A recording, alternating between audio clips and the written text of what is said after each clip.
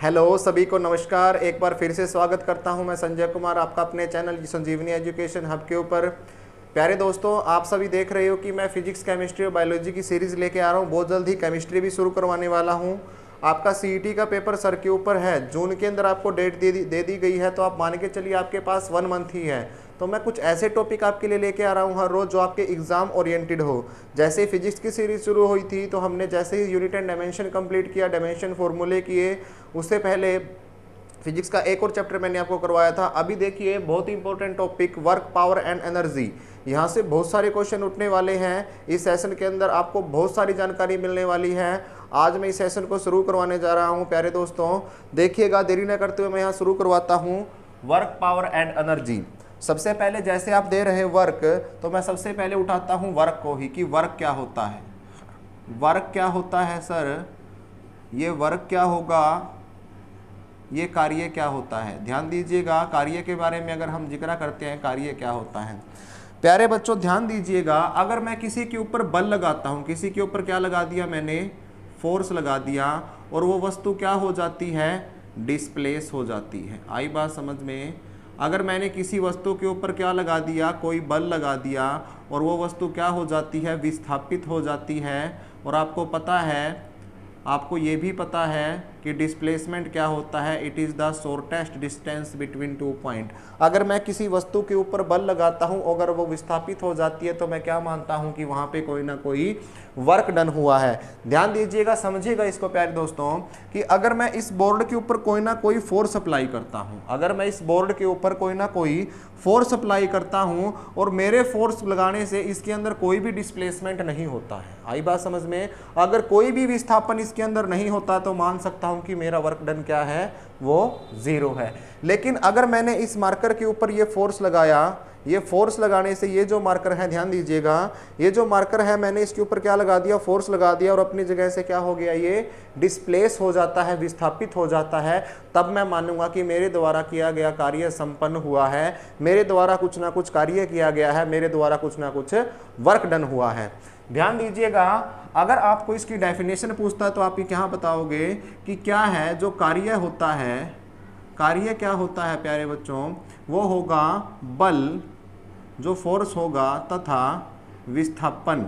बल तथा विस्थापन का क्या होगा, गुणनफल होगा, मल्टीप्लिकेशन होगा। अगर मैं इन दोनों की मल्टीप्लिकेशन करता हूं तो जो राशि मेरे पास आएगी उसको मैं क्या बोलूँगा, कार्य बोलूँगा।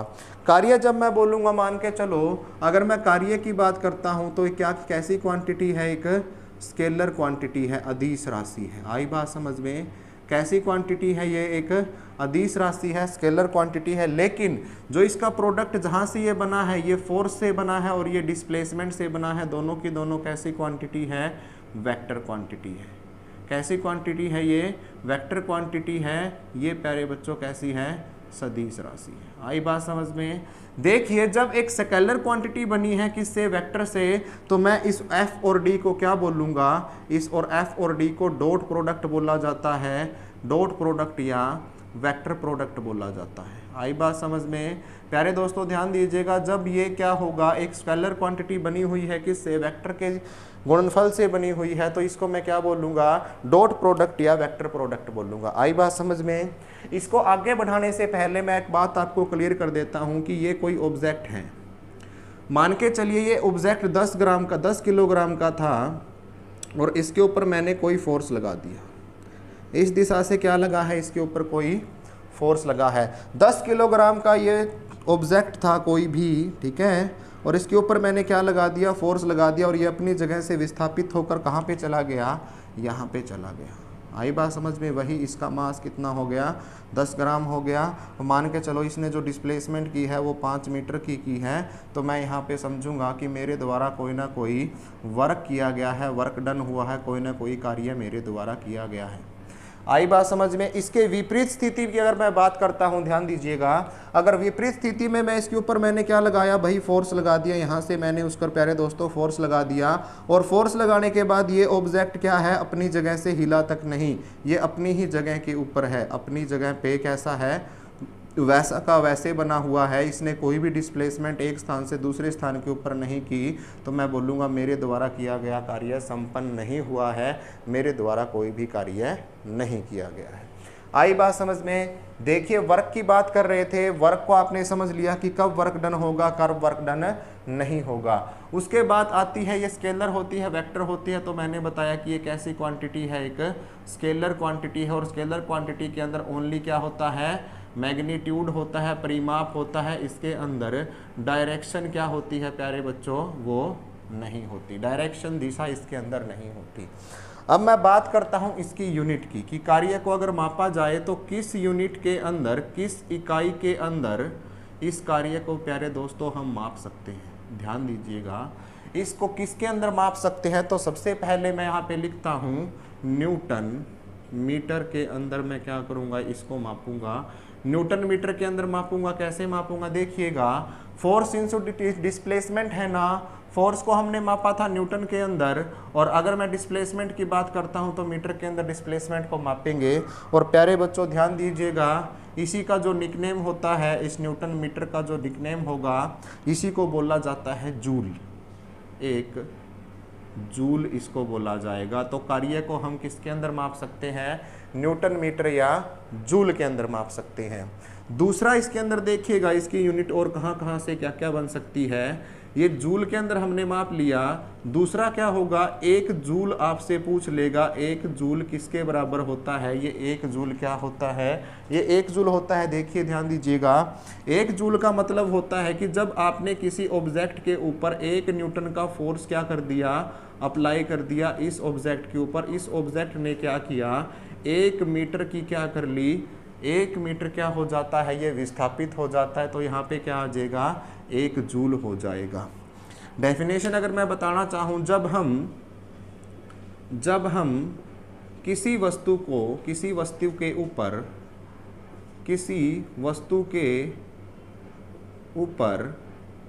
1 न्यूटन का बल लगाते हैं और वह वस्तु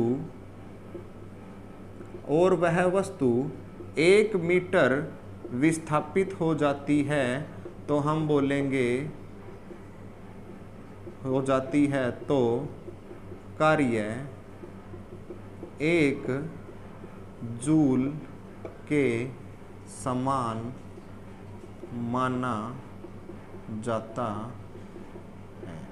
आई बात समझ में, कि अगर मैं किसी वस्तु के ऊपर 1 न्यूटन फोर्स अप्लाई करता हूं, 1 न्यूटन फोर्स अप्लाई करने के बाद अगर वो 1 मीटर विस्थापित हो जाती है, दैट विल बी 1 जूल। जो कार्य हुआ है वो क्या हुआ है, 1 जूल हुआ है। और कई बार आपसे एग्जामिनर पूछ लेता है एक और बात, क्या पूछेगा वो पूछ लेगा कि ये तो सर किसके अंदर है, MKS सिस्टम के अंदर इसकी यूनिट है, मीटर किलोग्राम सेकंड के अंदर है। आप बताइए CGS सिस्टम के अंदर इसकी यूनिट क्या होगी, किलोग्राम, सेंटीमीटर, ग्राम और सेकंड के अंदर।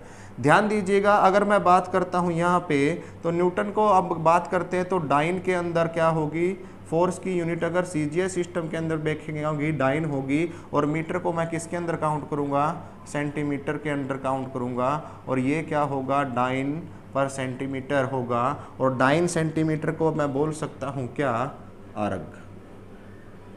क्या बोल सकता हूँ, एक अर्ग बोल सकता हूँ। देखिए यहाँ से कितनी यूनिट आपके पास आ गई हैं, कितनी यूनिट्स आपके पास आ गई हैं। एक तो आपके पास क्या आ गई, अर्ग आ गई, एक डाइन पर सेंटीमीटर आ गया, एक न्यूटन मीटर आ गया, और एक क्या आ गया आपके पास, जूल आ जाता है।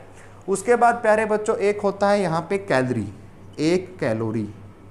ये 1 कैलोरी किसके बराबर होता है, ध्यान दीजिएगा, 1 कैलोरी 4.18 जूल के बराबर होता है। किसके बराबर होता है, 4.18 जूल के बराबर होता है। और मैं अगर यहाँ से बात करता हूँ 1 जूल की, इसके बिल्कुल विपरीत दिशा में 1 जूल की अगर मैं बात करूँगा तो 0.24 कैलोरी के बराबर होगा 1 जूल। आई बात समझ में। यहाँ से रफ एंड टफ आपसे एग्जामिनर कुछ भी पूछ सकता है, यूनिट से आपसे कुछ पूछ सकता है, जूल से पूछ सकता है, कैलोरी से पूछ सकता है, CGS सिस्टम के अंदर क्या यूनिट होगी ये पूछ सकता है, अर्ग पूछ सकता है। और अर्ग से जब भी क्वेश्चन आएगा तो क्या आएगा, अगर मैं बात करता हूँ 1 जूल की, अगर मैं बात करता हूँ 1 जूल की, तो 1 जूल बराबर होगा 10⁻⁻7 अर्ग के। और अगर मैं 1 अर्ग की बात करता हूँ यहाँ पे, तो 1 अर्ग बराबर होता है प्यारे दोस्तों 10⁻7 जूल। ध्यान दीजिएगा, बिल्कुल इसके विपरीत है। यहाँ पे क्या हो गया जूल, अगर जूल को मैं अर्ग में काउंट करूँगा तो 10⁻7 अर्ग हो जाएंगे, और इस अर्ग को अगर मैं जूल के अंदर काउंट करूँगा तो 10⁻⁻7 जूल हो जाएगा। आई बात समझ में? 10⁻7 जूल और 10⁻7 अर्ग हो जाएगा। देखिएगा, ये सारा का सारा जो डाटा है जो एग्जामिनर ने पहले पूछा हुआ है कहीं ना कहीं से, ये जूल क्या होता है, ये न्यूटन मीटर क्या होता है, कंफ्यूज नहीं होना। 1 न्यूटन मीटर को ही क्या बोलेंगे, जूल बोलेंगे। डाइन और सेंटीमीटर को क्या बोलेंगे, अर्ग बोलेंगे। 1 कैलोरी के अंदर कितने जूल होंगे, 4.18 जूल होंगे। 1 जूल के अंदर कितनी कैलोरी होगी, 0.24 कैलोरी होगी। 1 जूल के अंदर कितने अर्ग होंगे, 10⁻⁻7 अर्ग होंगे। और 1 अर्ग के अंदर कितने जूल होंगे, 10⁻7 अर्ग होंगे। प्यारे दोस्तों, आप इसका स्क्रीनशॉट ले सकते हैं या इसको अच्छे से नोट कर सकते हैं। अभी मैं वर्क को आगे बढ़ाने वाला हूं कि वर्क पॉजिटिव भी हो सकता है, वर्क नेगेटिव भी हो सकता है, या वर्क जीरो भी हो सकता है। वो चीजें कैसे होंगी अभी हम डिस्कस करेंगे। इसको मैं रब कर दे रहा हूं और इसके साथ साथ ही मैं इसको आगे बढ़ाने वाला हूं।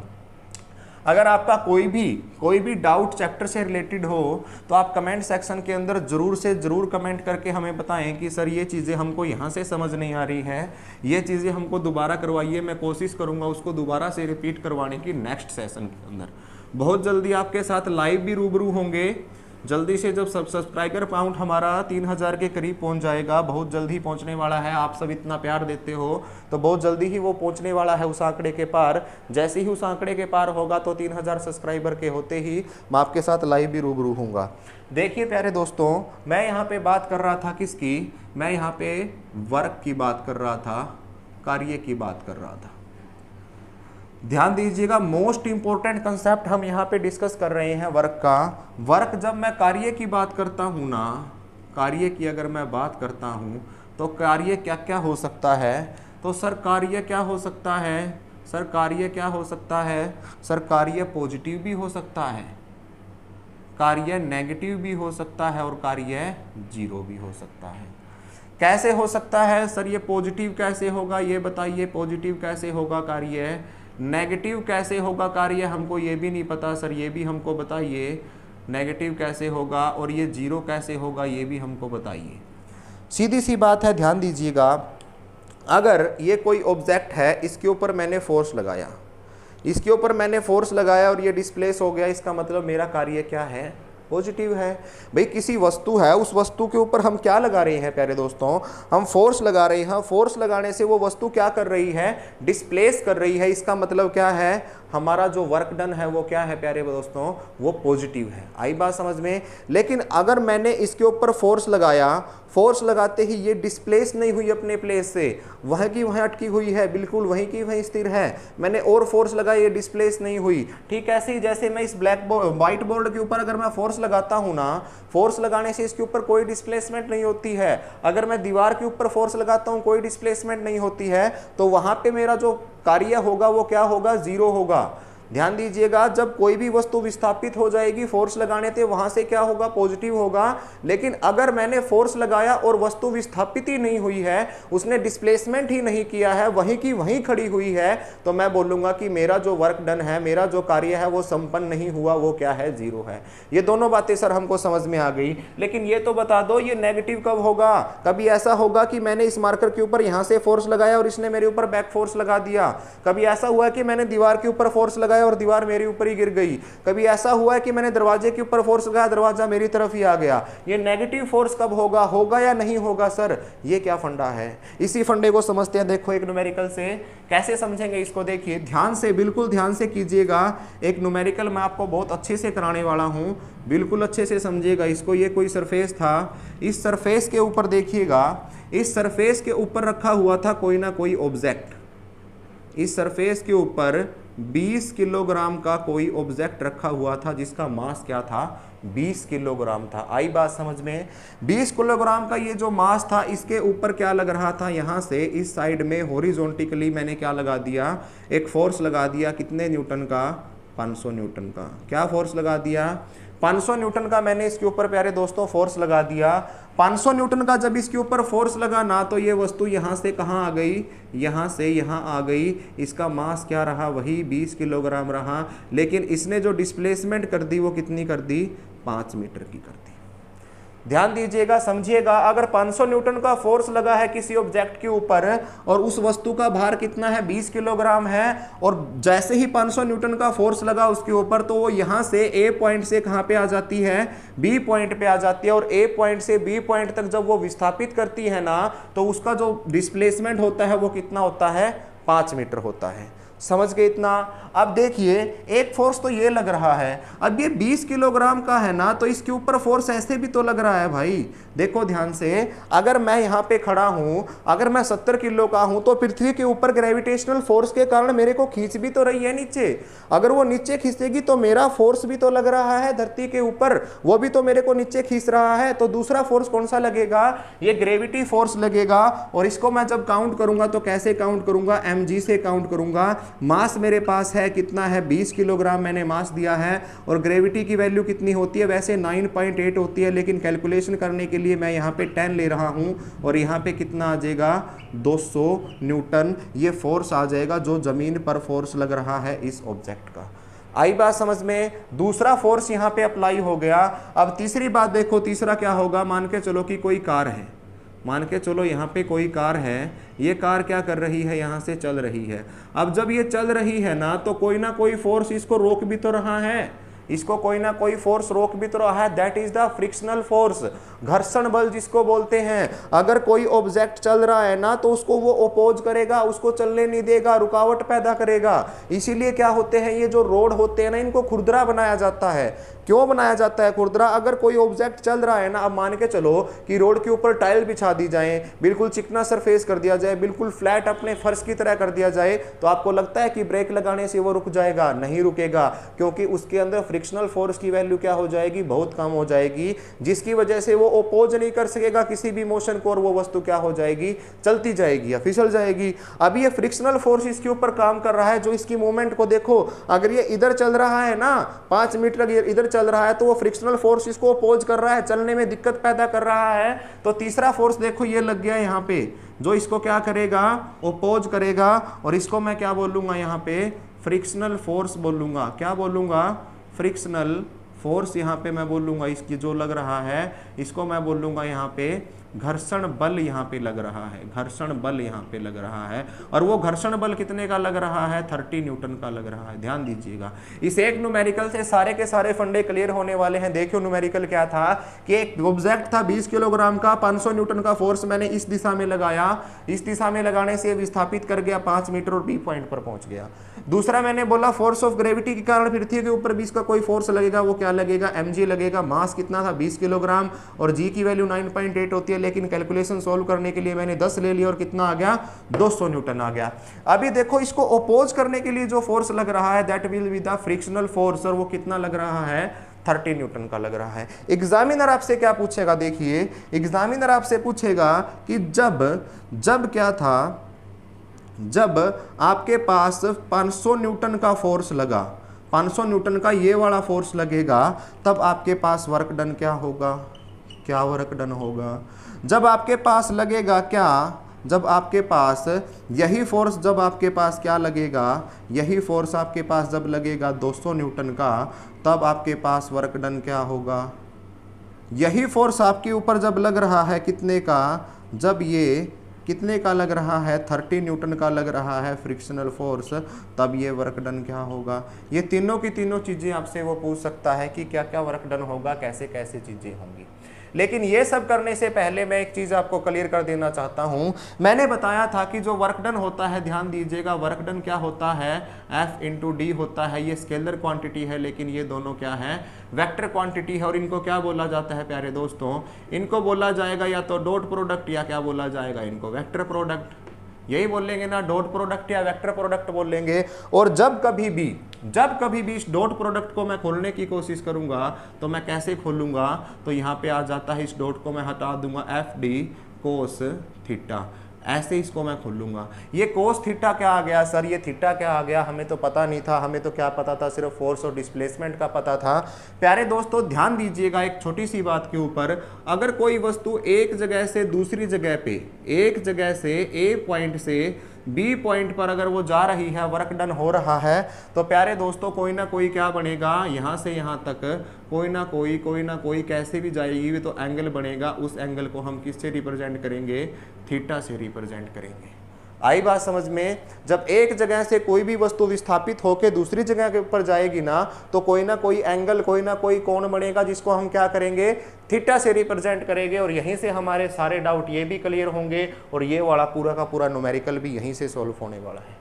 प्यारे दोस्तों ध्यान दीजिएगा, अब इस न्यूमेरिकल के ऊपर आ रहा हूं मैं।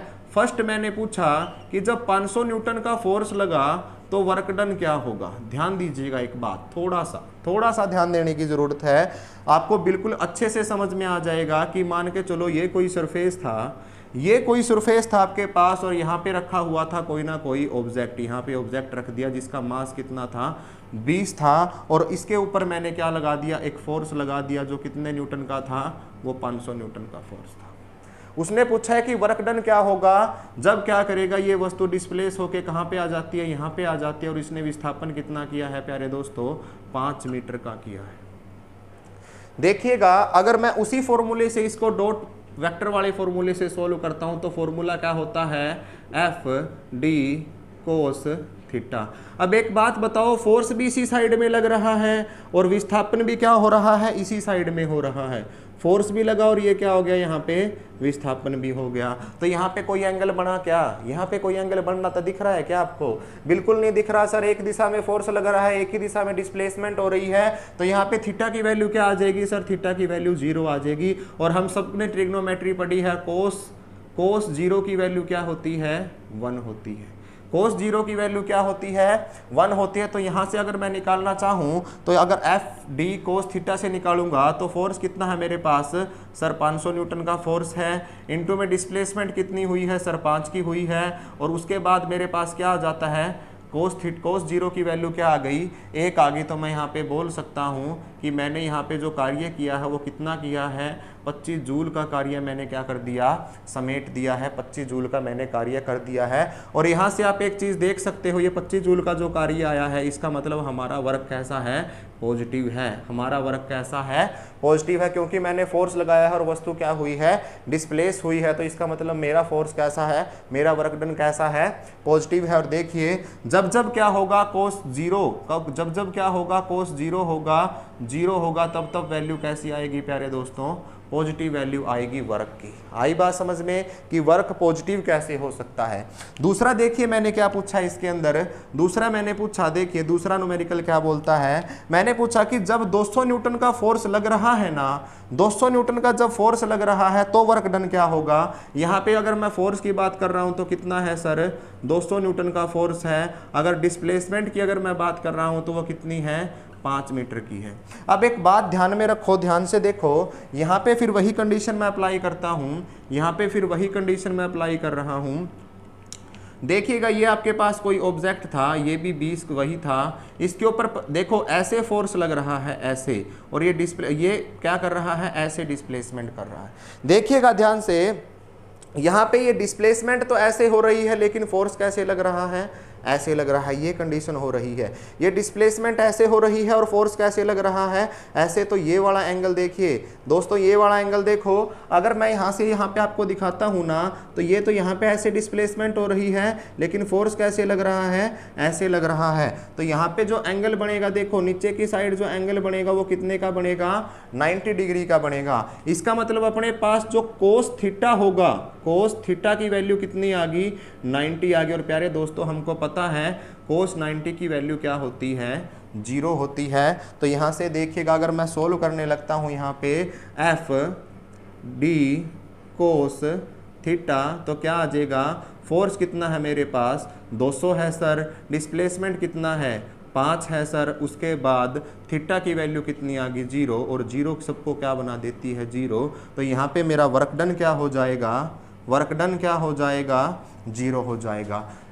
तीसरी कंडीशन देखो फुलफिल हुई या नहीं हुई कि फोर्स पॉजिटिव भी हो सकता है और 0 भी हो सकता है। लेकिन देखिए थर्ड वाली कंडीशन क्या बोलती है, थर्ड वाली कंडीशन देखिए क्या बताती है आपको।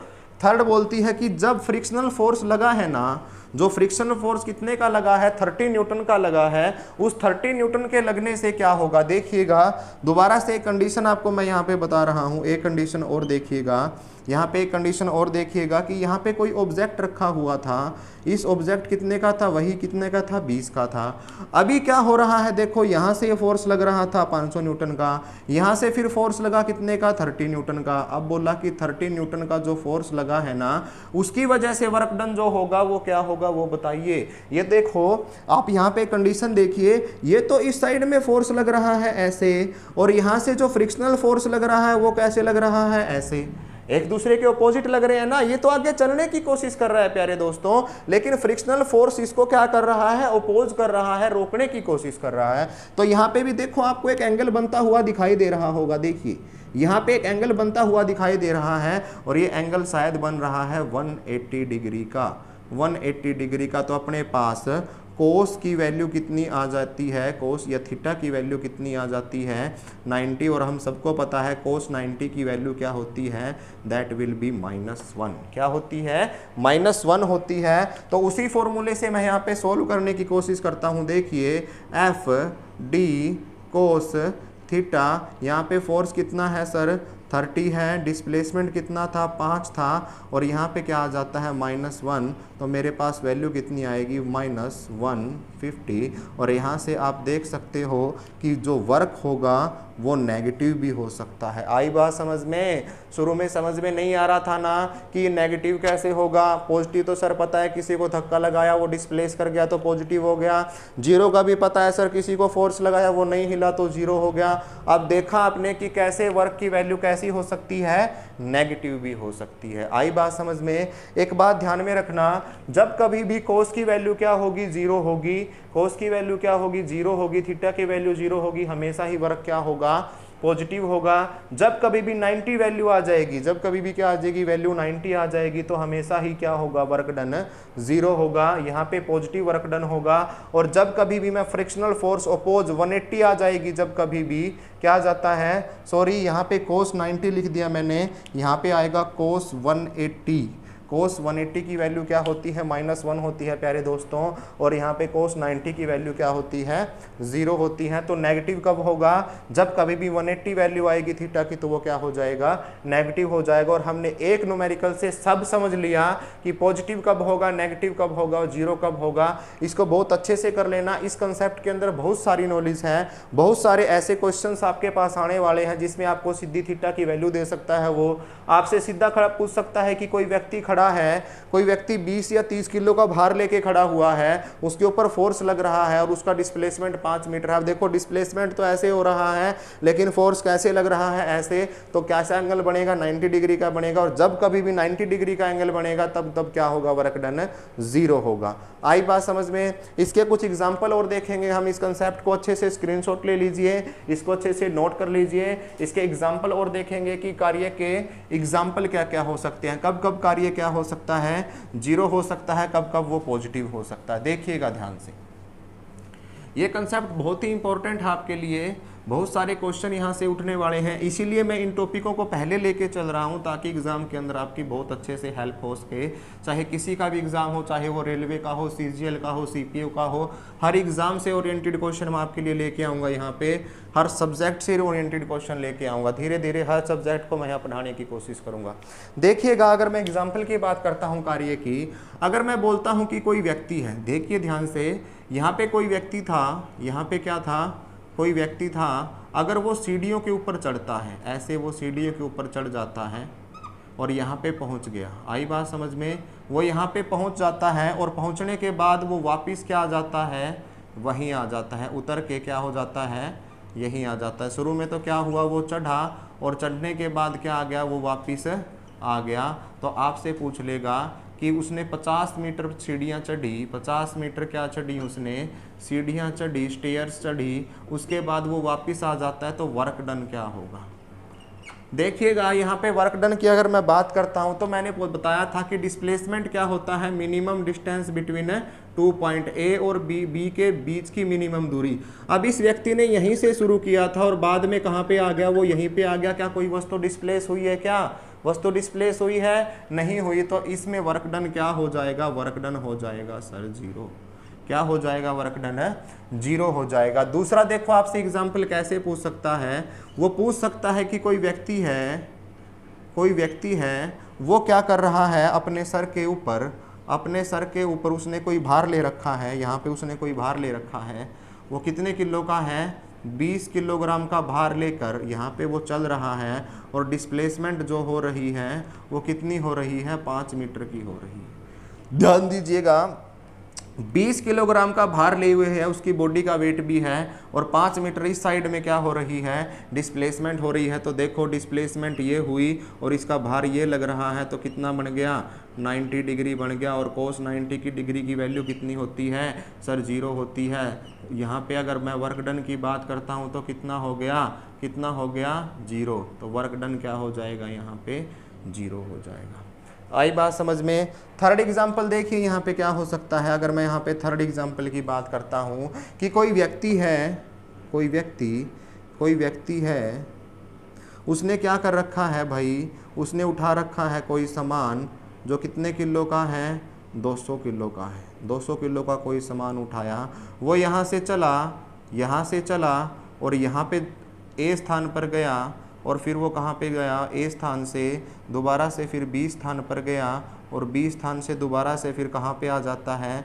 उसी पॉइंट पे आ जाता है जहाँ से उसने चलना स्टार्ट किया था। उसी पॉइंट के ऊपर वो क्या करता है? आ जाता है। तो प्यारे बच्चों यहाँ पे फिर उसकी डिस्प्लेसमेंट क्या हो जाती है? 0 हो जाती है। 2 पॉइंट के बीच में जहाँ से उसने चलना शुरू किया था वहीं पे वो आ गया। तो चलने के बाद जो शॉर्टेस्ट डिस्टेंस 0 हो गया, तो अगर डिस्प्लेसमेंट 0 है तो गुणा करने के बाद ये किसको? वर्क डन को भी क्या बना देगा? 0 बना देगा। आई बात समझ में? चौथा आपसे क्या पूछ सकता है, कोई व्यक्ति है, देखिए कोई व्यक्ति है या कोई वस्तु है, वो उसका मास कितना है? उसका मास कितना है? 10 किलोग्राम है।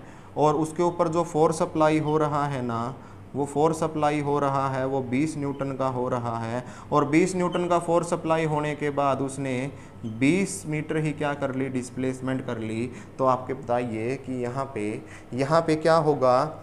यहाँ पे क्या होगा आपको बताना है। यहाँ पे वर्क डन क्या होगा? तो आप सीधा एफ डी कोस थीटा से भी निकाल सकते हैं या फिर एफ डी से भी निकाल सकते हो। थीटा की वैल्यू मैंने बताया कि इसी साइड में अगर फोर्स लग रहा है, इसी साइड में मूवमेंट हो रही है तो क्या होती है? 0 होती है। और कोस 0 की वैल्यू कितनी होती है सर? 1 होती है। तो यहाँ पे क्या आ जाएगा? फोर्स कितना लगा है? 20 का लगा है। डिस्प्लेसमेंट कितनी हुई है? 20 की हुई है। और कोस की कितनी वैल्यू होती है? 1 होती है। तो कितना आ जाएगा मेरे पास? 400 जूल का वर्क मेरे पास आ जाता है।